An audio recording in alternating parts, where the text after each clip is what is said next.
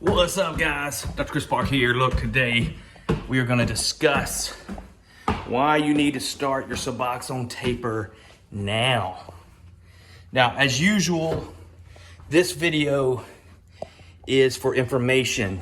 Discuss with your doctor. Don't start or stop medication or change your dose before talking to your doc. Now, had a success story. Friend of mine told me that she has been off her medicines now for 10 days and is doing well.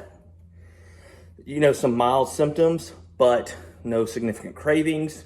She actually feels, like a weight has been lifted off of her now that she's off medication assistance.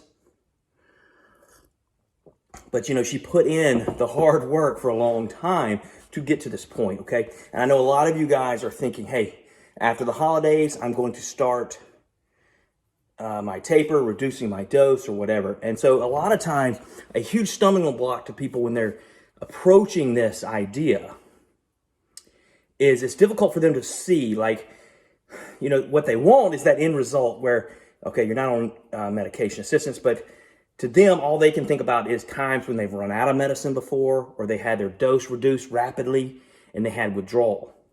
And so that fear of withdrawal and that fear of kind of relapsing becomes this huge stumbling block.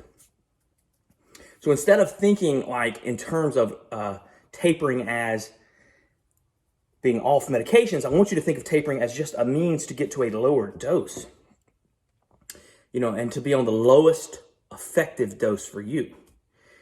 And one day that lowest effective dose might be 0. But that's not to say that trying to get down to 2 milligrams a day is not a very worthy goal. For some of you, you're on 16 milligrams a day, and that seems like a crazy thought to be on such a low dose. And most of the folks who are on that high dose, they think, well, if I was just on that low of a dose, I would just quit. But those of you who own that low of a dose know that's much easier said than done. So, why do I say start the taper today? Well, one of the reasons is because I want you to start the process of thinking about the taper, not necessarily just the dose reduction itself today. Yes, a lot of you are making plans for after the holidays, and that's great. A friend of mine, we used to joke because every time we would talk about, trying a diet or something like that, we always start on Mondays, never on the weekend because we're going to splurge and do whatever we want, right? And then we'll start Monday on the diet. And then, of course, you hit the diet hard Monday, maybe Tuesday, maybe you break it just a little bit. Wednesday, you're having pretty bad cravings, you break the diet. Thursday, you think, I messed up. I'm just going to mess up again. Then by Friday, it's the weekend again, so you're off the diet. So really, your diet was like one day, right? Maybe 2 if you've got great willpower. So this is not a diet, all right? This is you ordering your life in a way because, and I talk about this on the channel a lot, and I know you may not care about this at all, this kind of the philosophical angle of it, but everything we do, we're ordering our life towards something. And every decision we make is going towards something. And so that's what the taper is. The taper is you're deciding in your mind that you're going to step in the direction of being less, dependent upon medication assistance and giving your body more time to heal. And, I've talked about this before, so I don't want to just keep saying the same thing over and over, but not everybody is at the point where they need to taper. That's why this is not for everybody. This is specifically for people who are thinking about tapering, right? And who are ready, who've done they've done the hard work.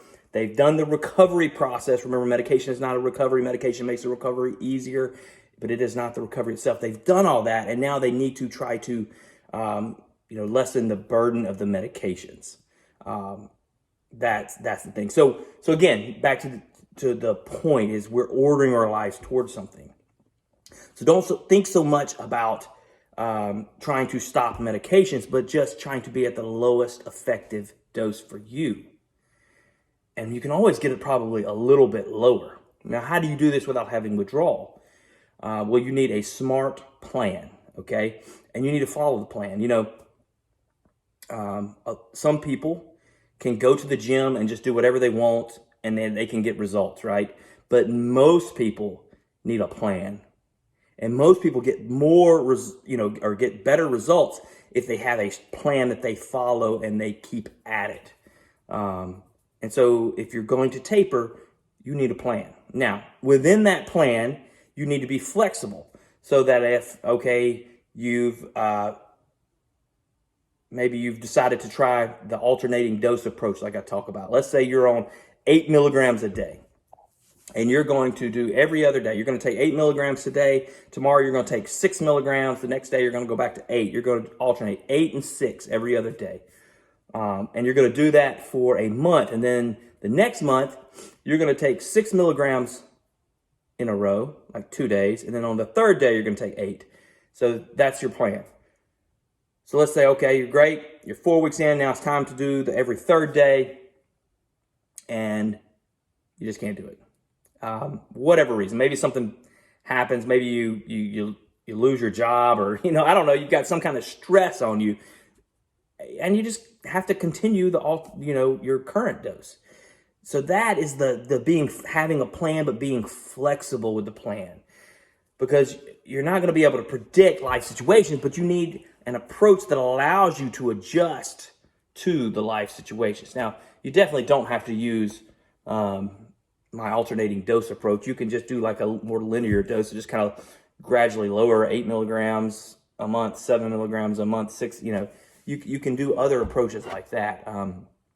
You can even, one thing that when people are tapering, they don't think about much is instead of just always lowering the dose, pushing out the time. So try to get to 2 milligrams a day and taking 2 milligrams every 24 hours, try to push it out to every 36 hours. You could even do that, at 8 milligrams. You could do 8 milligrams every 36 hours. And then from there, try to lower the dose. It's just a thought that may not work for you. I've had some people have really good success though by instead of lowering the dose over time once they kind of hit a wall in their taper. So instead of just continuing to try to lower the dose, we spread out the time. I even had one patient, she set an alarm. So we went like every 25 hours and then every 26 hours. And we would, every 25 hours for a week or 2 weeks and then every 26 hours. And we just kind of pushed out that time until she was taking a dose every several days. And eventually she just realized, well, she didn't have to continue to take the medicine. So, there's different strategies for different people based on their situation. And it's going to take, some thinking. Think through it. So start your taper today, which means start thinking about your taper today. What plan are you going to make? I will tell you, I've got some patients that the way they do their taper is they just try to cut their prescription down 1 pill a month. And we try that, okay? It's not my favorite way. I don't feel like, because it's almost like hit or miss. If you don't know exactly what you're taking every day and you're kind of just going on whim, there's going to be a lot of opportunity, let's say, to not succeed. I don't know if that makes sense. And so I kind of like having a more thought out approach. Then again, some people psychologically, that helps them. Like if they know I got 30 pills this month, next month I'm getting 29, then psychologically they know they're getting cut down. So they just kind of automatically reduce the amount they take so they've got some left over. But what I would not want my patients doing is taking their same amount until like a week before the visit and realizing they've got to cut really low in order not to run out. Because I don't think that is an effective approach for tapering, because then they get their next prescription, they go back to their higher amount, and then it's kind of, they're always just kind of chasing themselves. Another good way to taper, well, I'm not going to say it's a good way to taper, but an approach I've used is when people have problems and they have to cut themselves significantly low, like let's say to make a prescription last or whatever happened. So let's say they were taking 16 milligrams a day. It's a week before the prescription. For whatever reason, they couldn't maybe make their visit. They had to cut down the last week. And maybe the last few days they're taking like a half 4 milligrams a day. A very, steep dose reduction, and they're feeling horrible. Well, I like to then take that opportunity. Well, don't go back to the old dose.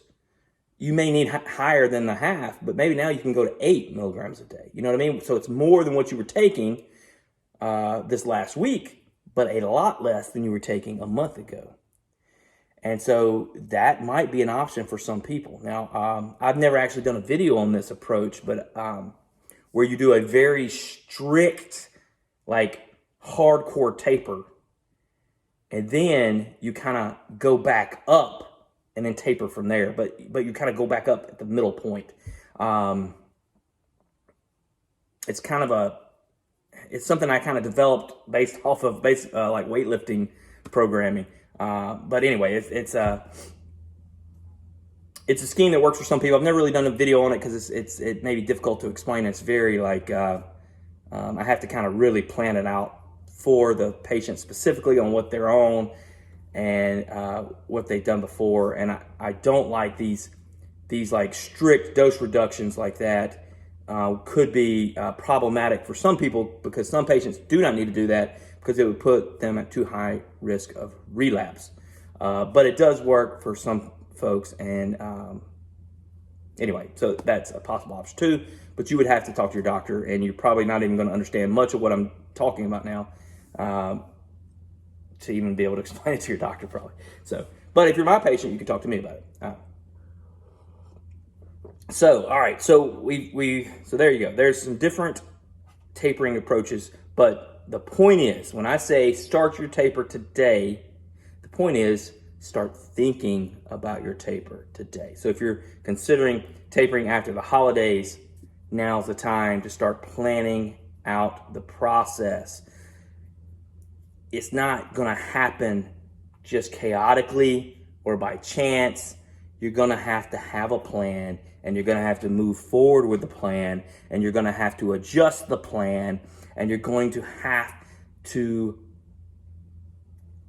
know what you want, and you're going to have to know where you're going. You know what I'm saying?